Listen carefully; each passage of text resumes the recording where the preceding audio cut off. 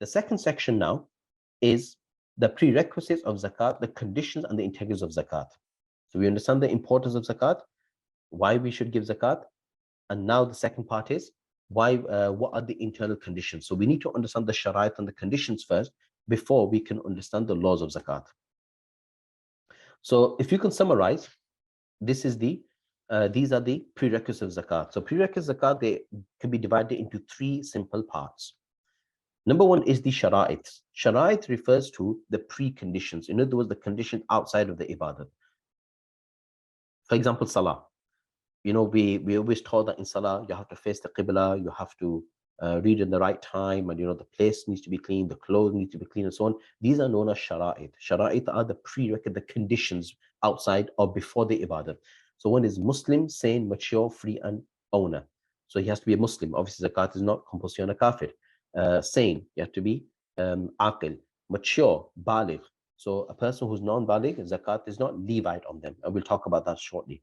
Free, and he has to be the owner, which means you have to be the owner of your wealth. You have to be malik. Sabab is the cause, that which opens the doors for the obligation of zakat. Like, for example, salah times. The timings of salah are the sabab for the salah. So, for example, if it is Dhuhr time, if the Dhuhr time sets in, that's now the sabab for the obligation of Dhuhr salah. So, same thing here. So, what's the sabab of zakat? The asset reaching the specific nisab quantum level. Once your assets they reach to a nisab threshold, then zakat becomes compulsory upon them. So that is not the sabab, which is why I will discuss this, that it is permissible for a person to give the zakat before the year, before the zakat anniversary. If somebody wants to give it before that, that's even permissible. Why? Is because the sabab is already been fulfilled. We'll discuss that later on, inshallah, in detail. And rukn is not the integral, the pillar. What is the essential pillar of zakat? In other words, that without that pillar, then the zakat will not be fulfilled at all. And that is tamleek, as I just mentioned, transferable complete ownership.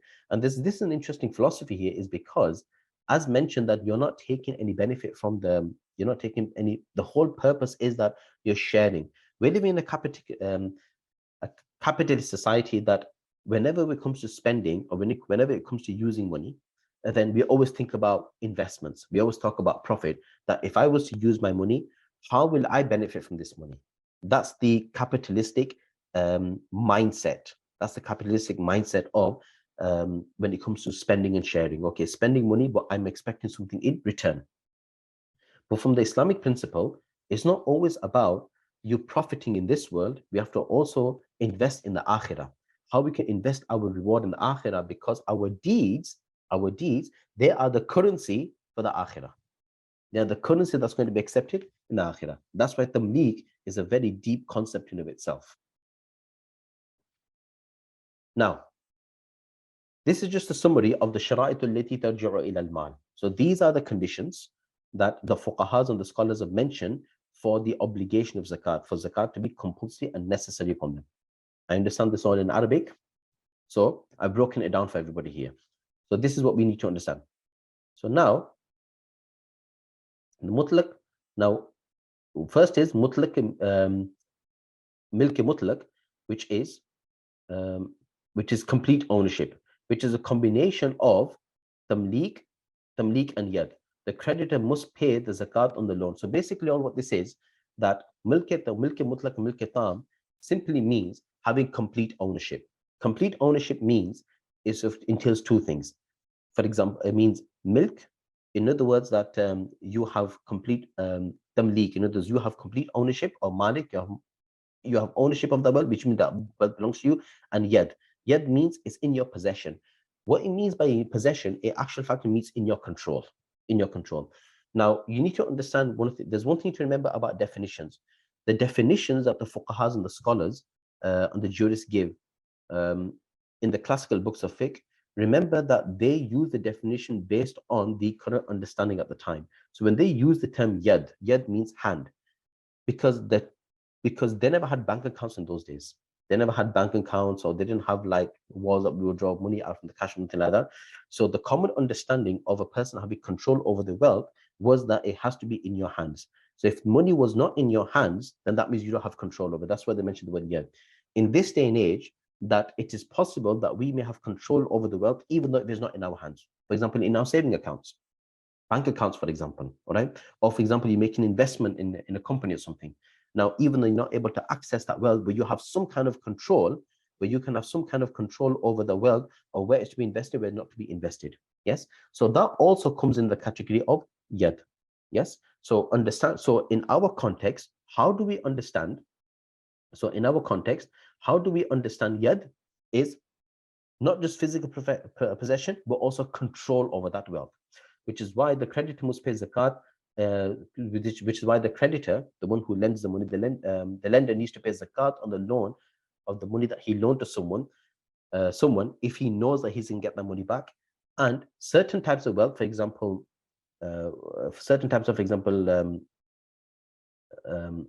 a dowry, or for instance, that it is not necessary until qabd is attained. So if, for example, the husband has not paid his wife her dowry yet, now because she doesn't have control over it, she owns that money, because that's a debt that that's a debt for the husband to pay to his wife because of the marriage.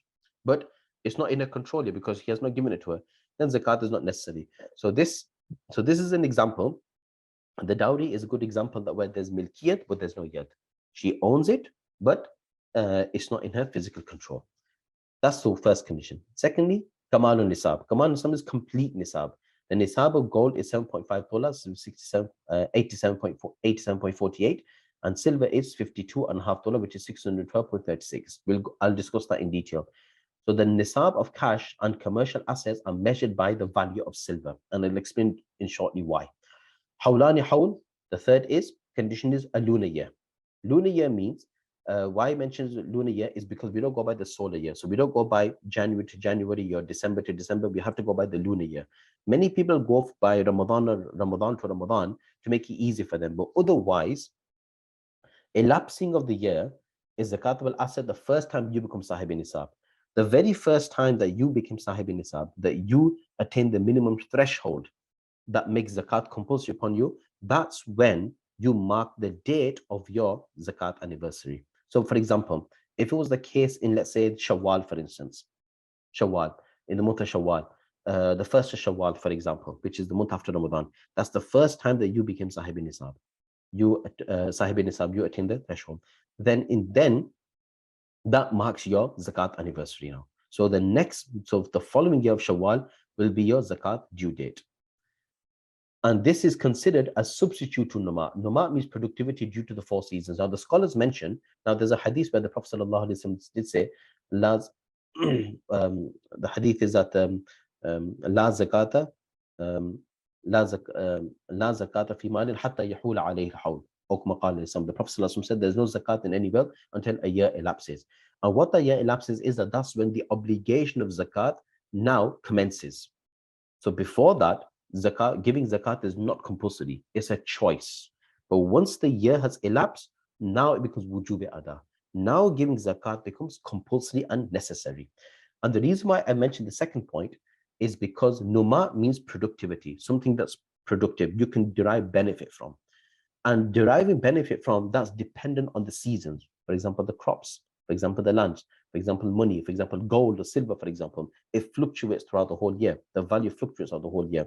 So the reason why the Sharia has stipulated a year is to take into consideration the 4 seasons in which the value of the wealth increases and decreases, and how a person derives profit on how that wealth produces benefit for the individual. So that's the wisdom behind why the Sharia has stipulated hawlani hawl. Now, next is fadlan and hawaj al-asliya. Fourth condition for zakat to be compulsory is addition to one's basic essentials. So you don't give zakat on those assets which are within your need, but those which are surplus to your need, possessing wealth equal or more than the nisab, beyond essentials, extra savings. So you got extra savings that is equal or beyond the nisab, and you are not, and it does not entail your basic essentials.